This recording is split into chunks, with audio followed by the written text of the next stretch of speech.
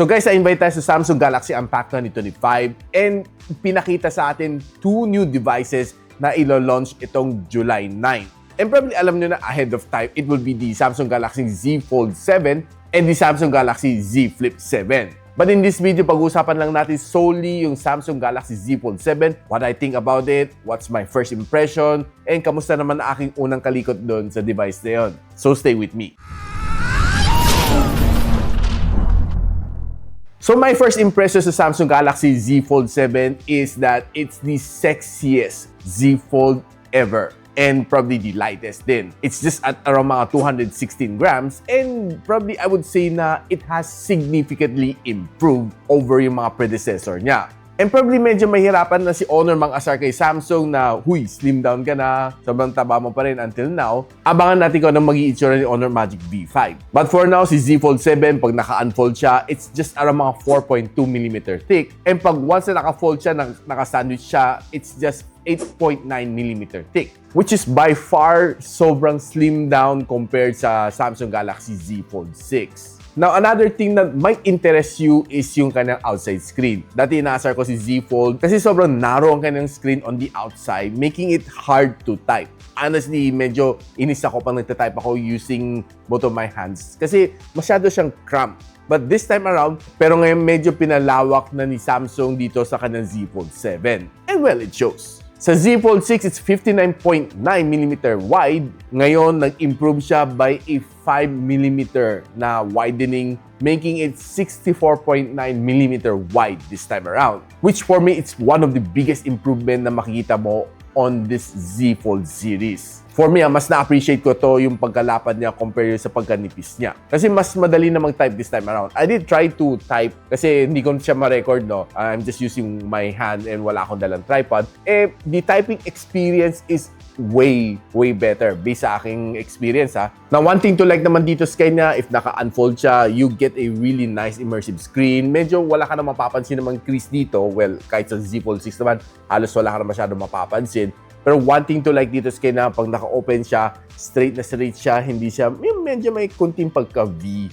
no? On probably, I think si Z Fold 5 ata, medyo may kunting V pa, hindi pa tuwid na tuwid. But this time around, mapapansin mo talaga straight na straight siya. Now, tinis din nilang One UI 8 dito together with the Samsung Galaxy Z Fold 7 and lalo nila pina-optimize ang kanyang large screen. And binabrag din nila, meron din siya multimodal AI which probably ma-review natin pretty soon, hopefully, pag makakuha tayo ng review unit. Probably maka-review tayo pretty soon pag once na makahiram tayo ng review unit. So don't forget na mag-subscribe dito sa ating channel para ma-notify naman kayo once na nakapag-review tayo in actual dito sa ating channel. Ang bagong Samsung Galaxy Z Fold 7. Na pag tinignan mo naman sa sides niya, medyo makanto siya. Medyo fina-follow niya ang footstep ng S25 Ultra which is a little bit more of a boxy type ng design.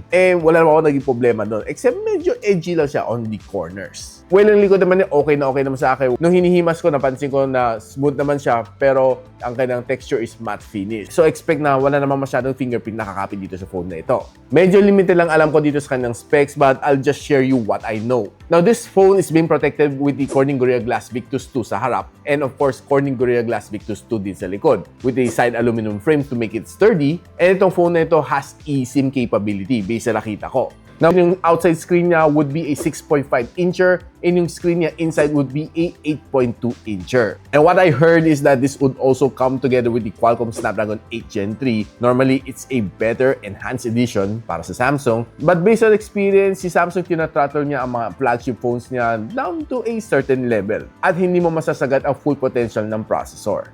Now, based sa kanyang itsura, it has 3 lenses. It has a wide lens na 200MP. Meron siyang telephoto lens and meron din siyang ultra-wide lens. And yung kanyang front-facing camera sa kanyang cover might be a 10MP na shooter or 12MP. This one would come together with a 4,400 mAh na battery which is, well, sana ginawa man lang nila 5,000 para medyo mas tumagal. And it supports a 25 watts na fast charging. Fast, kuno. And it also supports a 50 watts na wireless charging as well. Now, this phone comes in 3 colors. Meron siyang silver shadow, jet black, and yung kanang flagship color which would be the blue shadow. Anong color na gusto niyo? Ako personally nagusto ko yung blue shadow.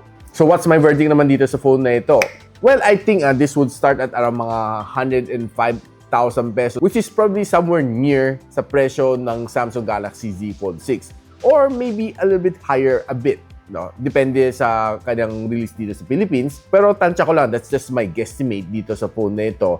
Kasi ang Z Fold 6 first came out at around mga 105,000 pesos. And another thing na napansin ko dito is, well, magandang kanyang pagka-slim this time around, which will probably give more options sa mga consumers on what to choose. Either you go for mga thin foldables ni Huawei, ni Honor, or you probably might consider si Samsung Galaxy Z Fold 7 kasi way slimmer and way better ang kanyang front screen for easier typing. And I think personally, may laban na ngayon si Samsung Galaxy Z Fold 7 dito sa foldable na arena. Kaya guys, ano tingin dito sa phone na ito? Anong verdict niyo? Let me know in the comments. Kung nagustuhan nyo itong video nito, don't forget to share it to your friends. And kung gusto nyo bumili nito phone na ito, once na naging official, I'll post the link on the description box below. And if you like this video, don't forget to share it to your friends. And a quick sub sa akin channel is definitely awesome. I'll see you in my next one. And so, ako para sa Richmond, and you're watching Gadget Sidekick. What's up? Like and subscribe to my channel. Don't forget to hit that notification bell. For one of my latest uploads, click the dito. And for one of my popular uploads, click here.